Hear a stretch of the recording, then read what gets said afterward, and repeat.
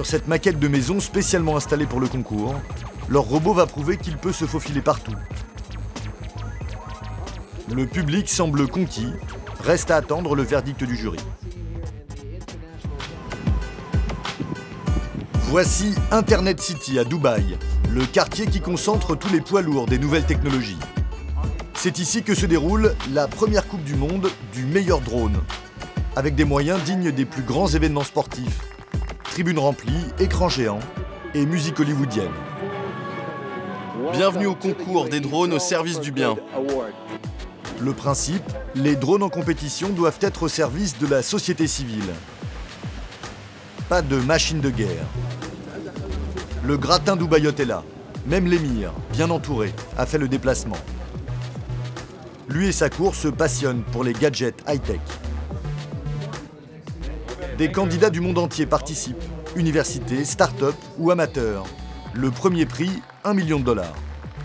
Chacun son idée plus ou moins originale. Le drone, transporteur d'organes. Le drone facteur. Et plus étonnant, le drone laveur de carreaux. Parmi les favoris, cette petite boule capable de résister au choc. Inventée par de jeunes Suisses, elle pourrait servir à des repérages sur des catastrophes naturelles, industrielles ou nucléaires comme Fukushima.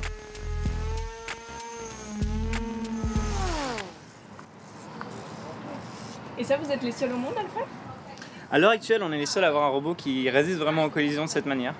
La plupart des autres sociétés se concentrent sur l'évitement d'obstacles, qui est l'approche la plus logique si on veut bien. Dernière répétition pour Patrick et ses amis. Tout à l'heure, ils n'auront que 5 minutes pour convaincre le jury. La compétition commence. Les Polonais se présentent avec un drone fusée. Mais leurs espoirs vont très vite s'envoler. Ou plutôt s'écraser. Pareil pour les Américains de la prestigieuse université MIT, dont le vol en patrouille tourne au fiasco. Il y a aussi quelques rares inventeurs qui sont venus seuls, comme Mohamed Darwish, le candidat local. Comment vous vous sentez? Je suis très nerveux, vraiment très nerveux. Son invention, le cauchemar des automobilistes, un drone parc-mètre qui détecte automatiquement les voitures sans ticket. Avec lui, plus besoin de policiers ou de procès-verbaux. Voilà à quoi ressembleront les parkings du futur. Merci beaucoup. Gros succès pour cette machine qui pourrait rapporter beaucoup d'argent, 74,2. Son score le place à ce moment du concours parmi les tout premiers.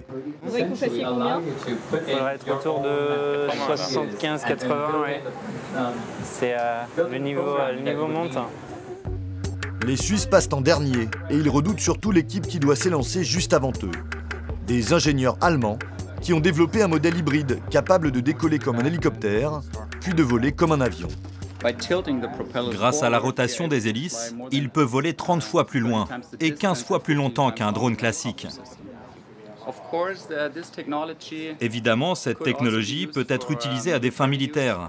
Mais comme toute technologie, par exemple les smartphones, tout le monde s'en sert, notamment l'armée.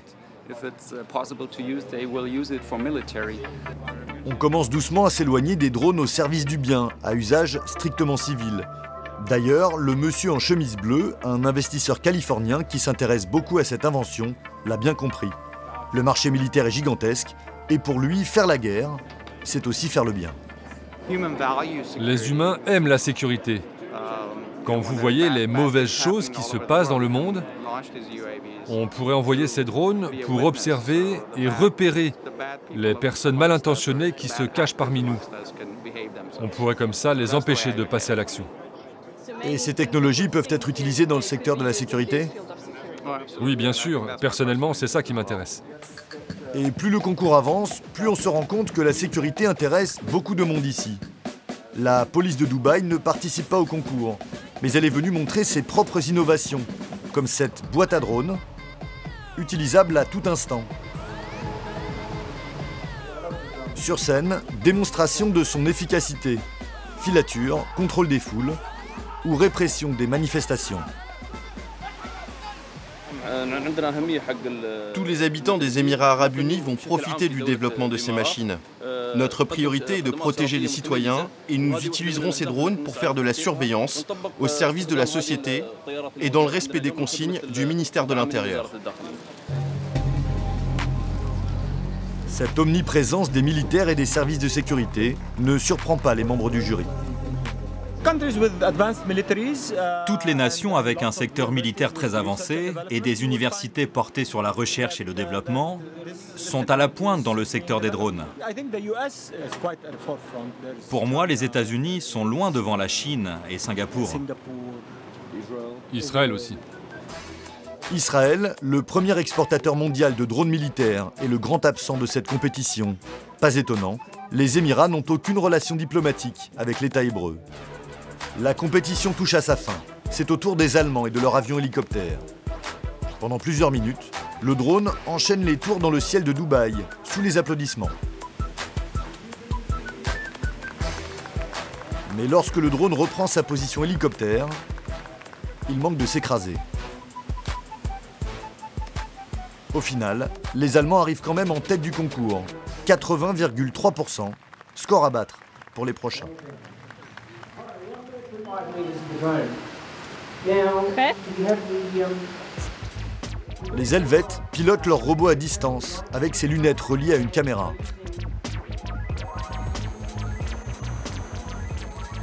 Sur cette maquette de maison spécialement installée pour le concours, leur robot va prouver qu'il peut se faufiler partout.